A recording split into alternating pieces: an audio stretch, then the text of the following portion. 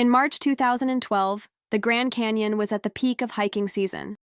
Arizona's mild weather attracted thousands of visitors eager to explore one of America's most breathtaking natural wonders. Among these adventurers was Sarah Michelle Thompson, a 28-year-old nurse from Phoenix who had meticulously planned a 3-day solo hike along the South Rim Trail. Sarah wasn't a novice hiker. Raised in the Arizona desert, she had developed a passion for the American Southwest's wilderness from a young age. Her weekends were frequently dedicated to exploring the region's national parks, Sedona, Monument Valley, and especially the Grand Canyon, which had become her sanctuary. Her colleagues at Phoenix General Hospital knew her as the dedicated professional who would trade her vacation days for camping gear and trail maps. Born to middle-class parents in Tempe, Arizona, Sarah had always been drawn to outdoor adventures. Her father, Robert Thompson, a retired Air Force mechanic, had instilled in her a love for precision and preparation.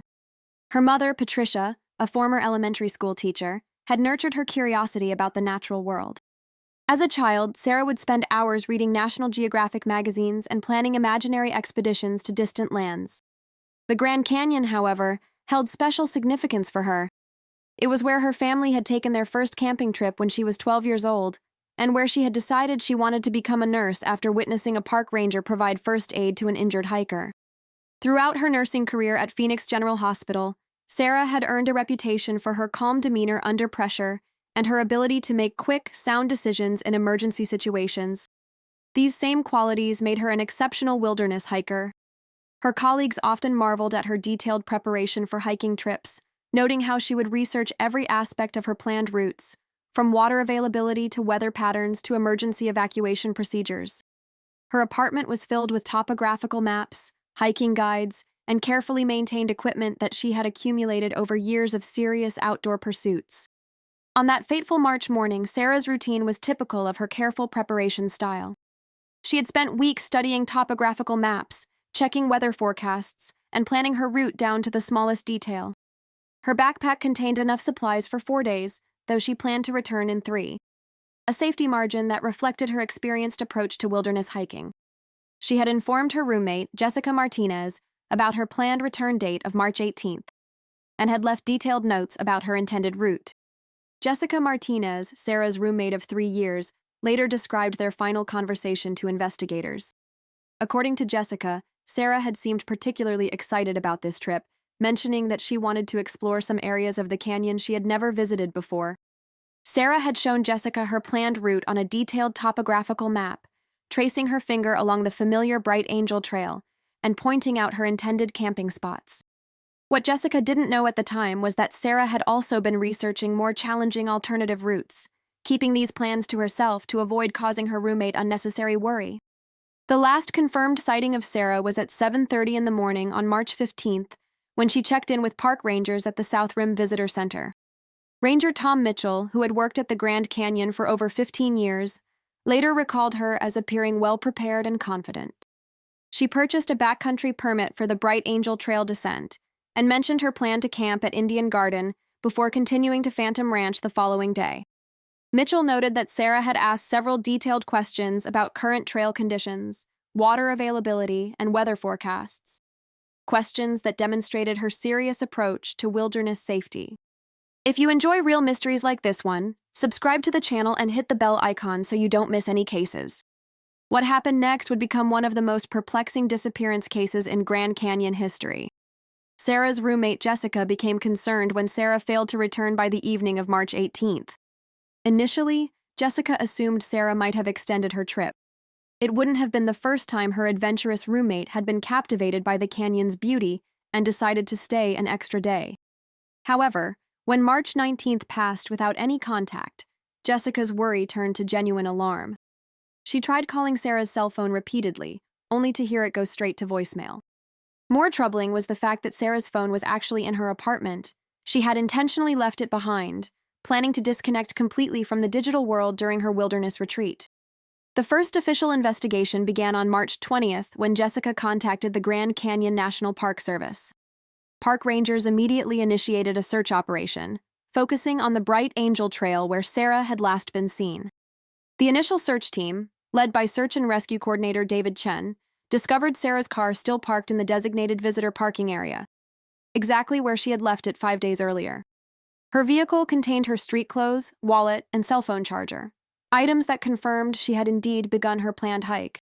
Chen, a veteran of dozens of search and rescue operations in the Grand Canyon, immediately recognized the seriousness of the situation. The Grand Canyon's vast expanse and challenging terrain made every missing person case a race against time. He assembled a team of experienced rangers and volunteer search specialists, knowing that the first 72 hours would be crucial for any chance of finding Sarah alive. The team included specialized personnel trained in cliff rescue, wilderness tracking, and emergency medical response. The early investigation revealed several puzzling elements. Sarah had signed the trail register at the trailhead, but her signature did not appear at any of the subsequent checkpoints along the Bright Angel Trail. This was unusual because experienced hikers like Sarah typically signed in at major waypoints, both for safety reasons and out of habit. Rangers found no trace of her at Indian Garden, where she had planned to spend her first night, nor at Phantom Ranch, her intended second-day destination. The absence of any trace at these well-monitored checkpoints immediately raised questions about whether Sarah had followed her stated route.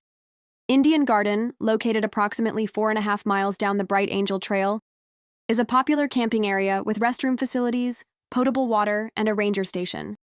During peak season, rangers maintain detailed logs of overnight campers, and Sarah's name did not appear on any of the records from March 15th through 18th.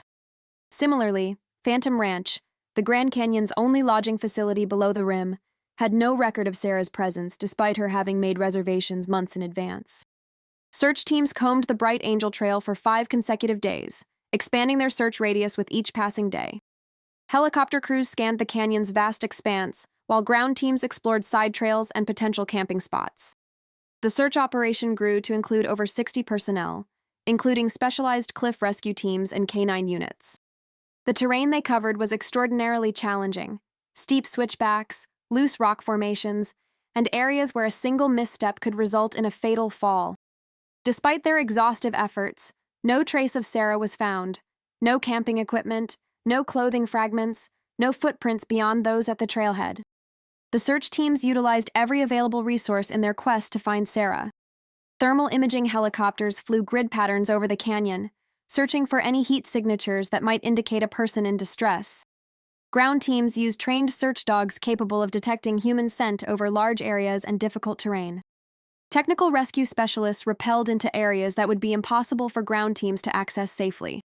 The coordination required for such an extensive operation was immense, involving not only Grand Canyon National Park personnel, but also volunteers from surrounding counties and specialized rescue organizations from across Arizona.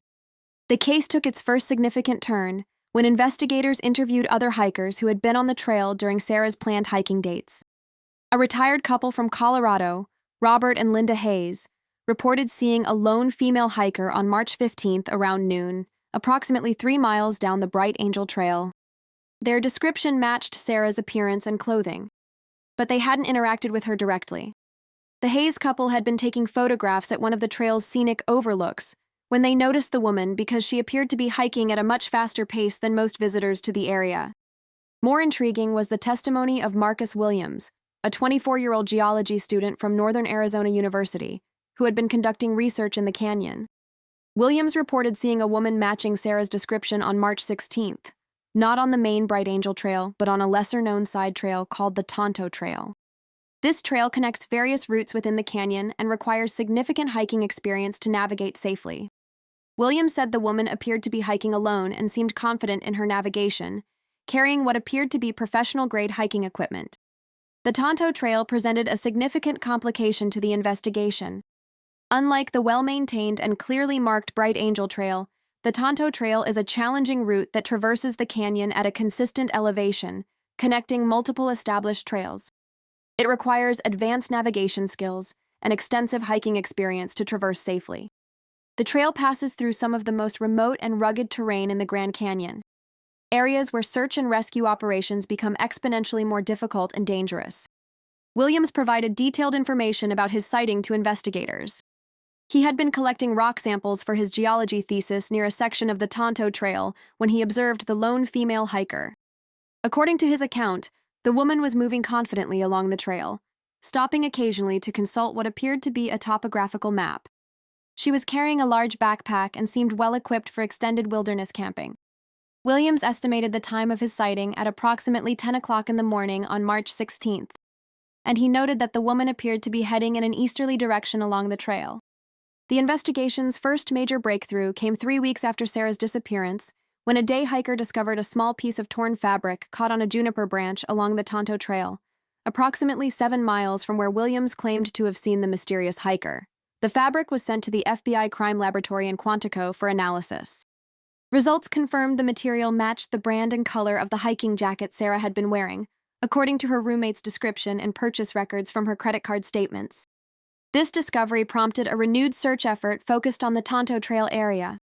The terrain in this section of the canyon is particularly challenging, with steep drop-offs, loose rock formations, and limited water sources. Search teams spent 2 additional weeks scouring this area, but found no further evidence of Sarah's presence. The fabric piece remained the only physical evidence linking her to this remote section of the canyon. The renewed search operation along the Tonto Trail required specialized equipment and techniques. Unlike the relatively accessible Bright Angel Trail, the Tonto Trail sections where the fabric was discovered required teams to use technical climbing equipment to access safely. Helicopter operations in this area were limited due to the canyon's complex wind patterns and the proximity of sheer cliff faces. Ground teams had to be resupplied by pack mules, a time-consuming process that limited the scope of daily search activities. As months passed without additional discoveries, the case began to attract national attention. Sarah's disappearance was featured on several missing persons television programs, and her story was covered by major news networks. The attention brought both help and hindrance to the investigation. While it generated numerous tips from the public, many of these leads proved to be false sightings or well-intentioned but inaccurate information from individuals who had visited the Grand Canyon around the same time. The media attention also highlighted the broader issue of missing persons in America's national parks. Statistics showed that the National Park Service responds to thousands of search and rescue incidents each year, with dozens of cases involving individuals who simply vanish without a trace. The Grand Canyon, due to its size and challenging terrain, accounts for a disproportionate number of these cases. Sarah's disappearance became a symbol of the risks inherent in wilderness recreation and sparked discussions about safety protocols and search procedures. One particularly promising lead came from a California family who claimed to have seen a woman matching Sarah's description at a gas station in Flagstaff on March 17th. However, security camera footage from the location showed no evidence of Sarah's presence, and the family later admitted they might have confused the dates of their trip. Similar false leads continued to surface throughout 2012 and 2013, each requiring investigative resources but ultimately leading nowhere. The psychological toll on Sarah's family and friends was immense. Her parents, Robert and Patricia Thompson, drove from their Tempe home to the Grand Canyon repeatedly during the initial search phase, hoping to provide any information that might help locate their daughter. They struggled with the uncertainty of not knowing whether Sarah was injured somewhere in the canyon, had fallen victim to foul play, or had simply decided to disappear and start a new life elsewhere. The lack of closure made grieving impossible and left them in a state of perpetual hope and anxiety. Jessica Martinez, Sarah's roommate, experienced severe guilt over not insisting on more detailed information about Sarah's hiking plans. She repeatedly questioned whether she should have been more concerned when Sarah mentioned wanting to explore unfamiliar areas of the canyon. The uncertainty surrounding her best friend's fate led Jessica to undergo counseling and ultimately influenced her decision to change careers from marketing to search and rescue work. Feeling that she needed to do something meaningful to help other families avoid the anguish she was experiencing. The case was officially classified as a cold case in early 2014, though park rangers continued to keep Sarah's information active in their missing persons database. Her family, led by her older brother Michael Thompson, refused to give up hope and hired private investigator Patricia Reynolds, a former FBI agent specializing in missing persons cases in wilderness areas. Michael Thompson, a software engineer living in Seattle, had maintained contact with park officials throughout the official investigation.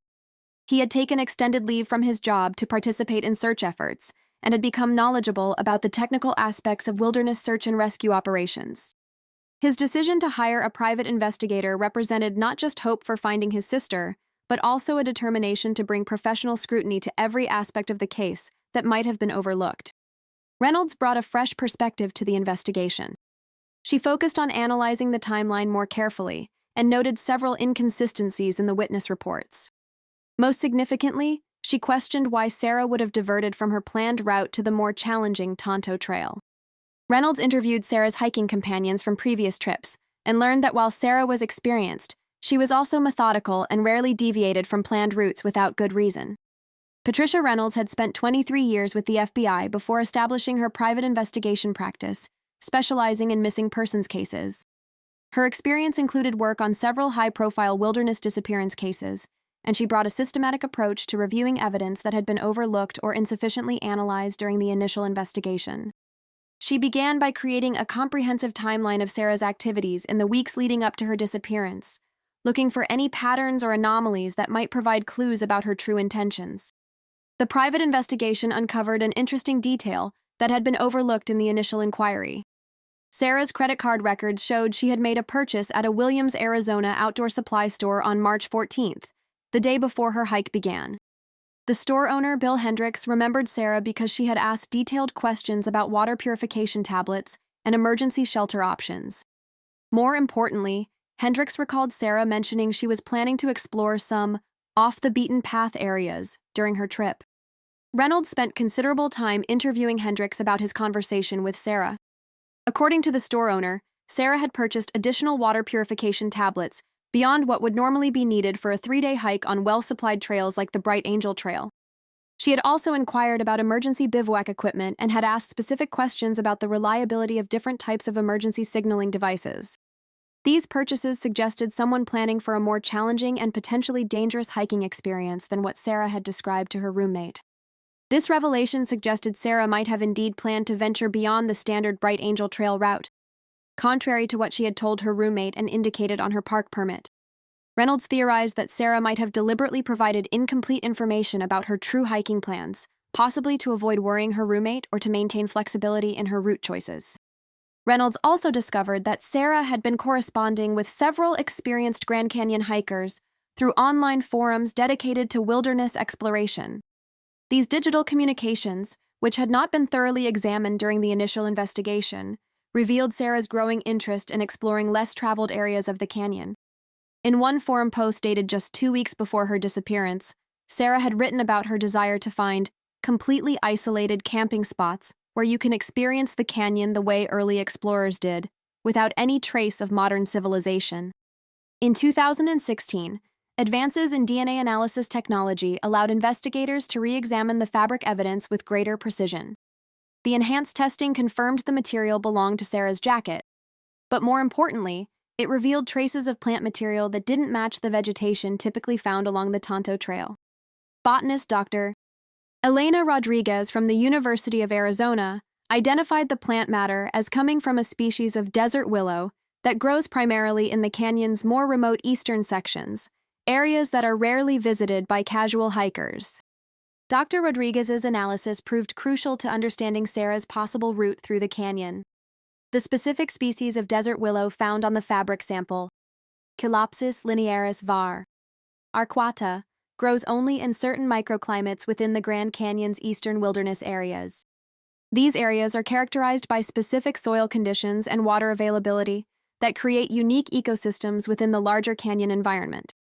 The presence of this plant material on Sarah's jacket indicated she had traveled through terrain that would require significant deviation from any established trail system. This botanical evidence shifted the investigation's focus to the canyon's eastern wilderness areas, particularly around the Desert View section. These areas are known for their extreme remoteness and challenging terrain. Few hikers venture into these sections without extensive wilderness experience and specialized equipment. The discovery raised new questions about Sarah's true hiking intentions and her level of preparation for such an ambitious solo journey. The eastern wilderness areas of the Grand Canyon present some of the most challenging hiking conditions in the entire park system. Unlike the western sections with their well-maintained trails and established camping areas, the eastern wilderness requires advanced navigation skills, self-sufficiency in water procurement, and the ability to traverse unmarked terrain safely. Weather conditions in these areas can change rapidly, and emergency rescue operations are significantly more difficult due to the remote locations and challenging access routes.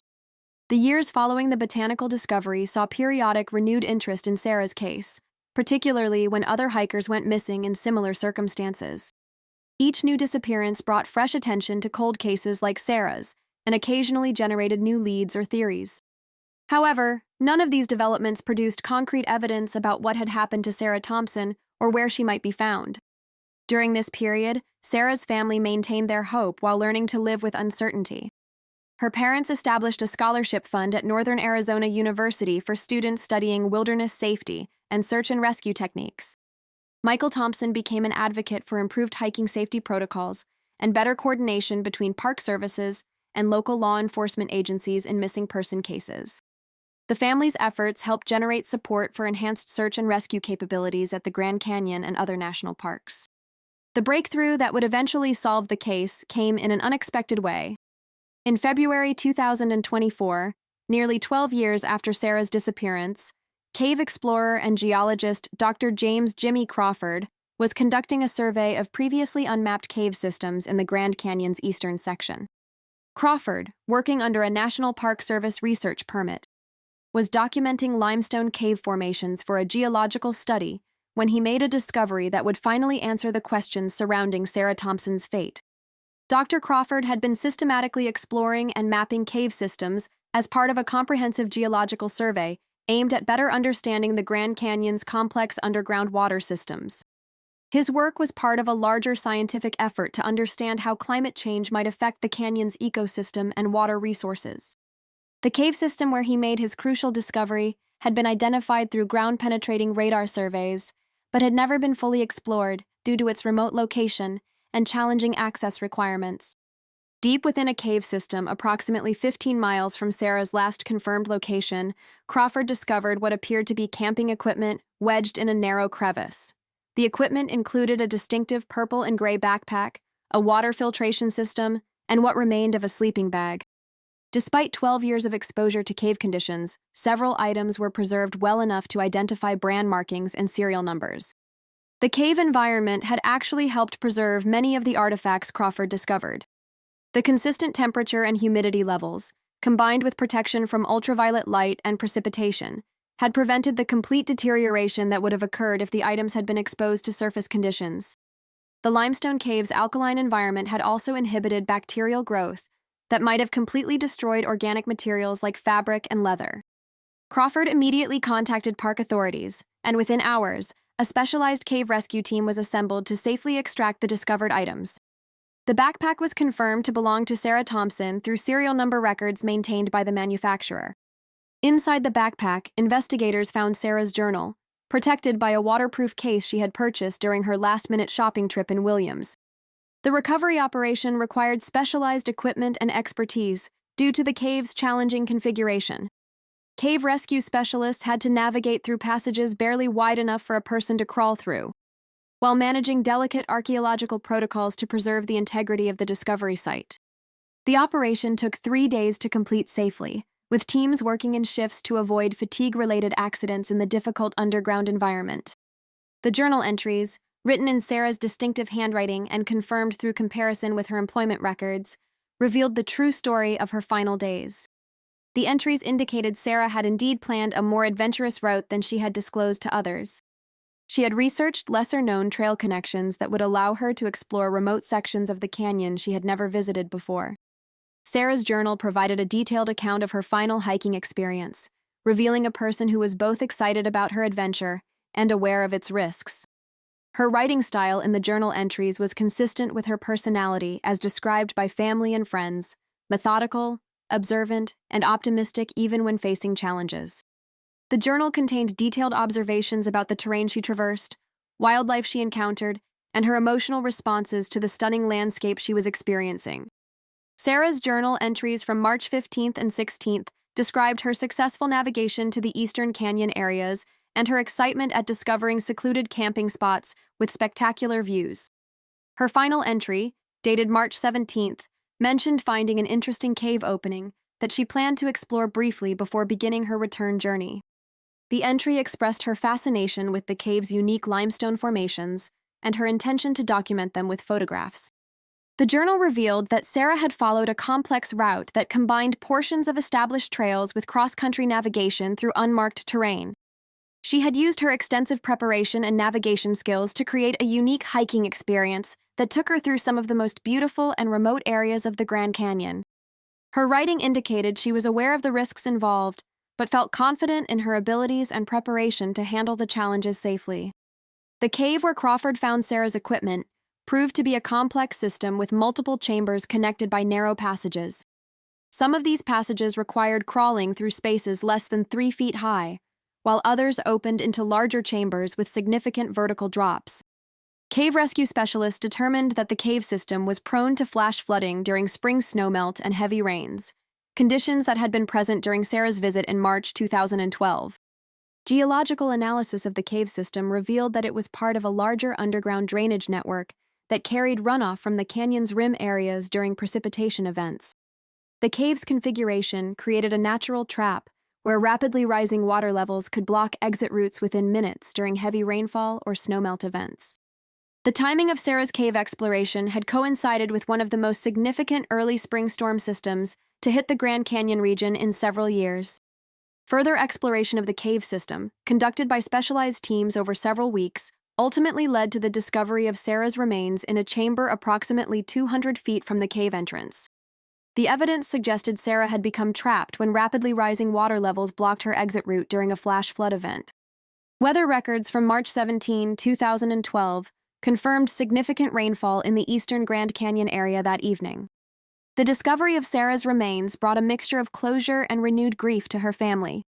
After 12 years of uncertainty, they finally had answers about what had happened to their daughter and sister.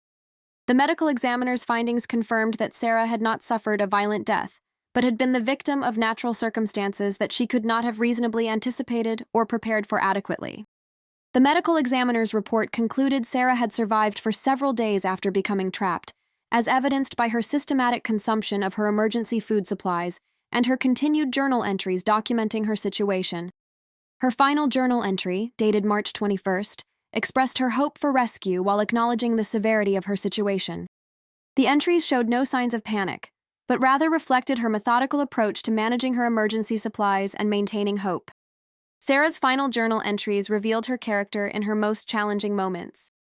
Even facing an increasingly desperate situation, she maintained detailed records of her water and food consumption, her attempts to signal for help, and her efforts to find alternative exit routes from the cave. Her writing remained remarkably composed, reflecting the same calm professionalism that had made her an excellent nurse and an experienced wilderness hiker. The discovery brought closure to Sarah's family after 12 years of uncertainty. Her brother Michael Thompson expressed gratitude for the dedication of all those who had searched for his sister and acknowledged that Sarah had died doing what she loved most, exploring the natural world with the same courage and curiosity that had defined her life. The family held a memorial service at the Grand Canyon's south rim, the last place Sarah had been seen alive, allowing them to finally lay their loved one to rest. The case highlighted both the incredible beauty and inherent dangers of wilderness exploration, particularly in areas as vast and unpredictable as the Grand Canyon. Park officials used Sarah's story to enhance their safety education programs, emphasizing the importance of detailed itinerary sharing and the unpredictable nature of desert flash floods in canyon environments. The case also led to improved protocols for cave safety awareness and the installation of additional emergency communication equipment in remote areas of the park. Dr. Crawford's discovery also contributed to scientific understanding of the Grand Canyon's cave systems and helped park officials better map these potentially dangerous areas for future safety planning. The cave where Sarah was found has since been sealed to prevent similar tragedies, while preserving it as part of the park's geological record. The research conducted during the recovery operation has enhanced understanding of the canyon's underground hydrology and will inform future safety measures for wilderness explorers. Sarah Thompson's disappearance and the eventual discovery of her fate serves as a poignant reminder of both human resilience and nature's overwhelming power. Her story continues to influence hiking safety protocols and serves as a testament to the dedication of search and rescue professionals who never give up hope, even when cases grow cold. While her adventure ended in tragedy, Sarah's methodical documentation of her experience provided valuable insights that may help prevent similar incidents in the future, ensuring that her final contribution was consistent with her lifelong dedication to helping others.